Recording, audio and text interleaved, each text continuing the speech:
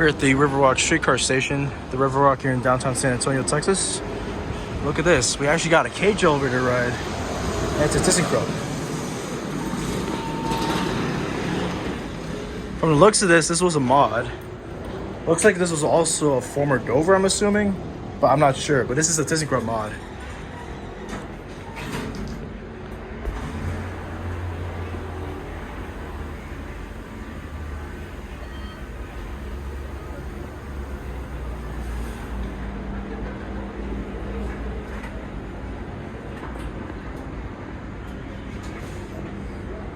Here at the street, door disease.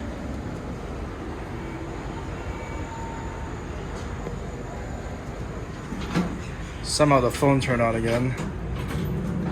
That was a rough start going up. Look at a cab view. This cab is definitely better because obviously this one's open air. It's obviously a cage elevator. And with this cab being open air, makes it feel a lot better here. Indicator, MABS buttons, 3,500 ml capacity. I don't know what is going on with the phone. There it goes. The outer part, the cover for the lantern's missing, as you can see. And interesting, the button, the MABS button, call button out here is brass. All right, and that's it.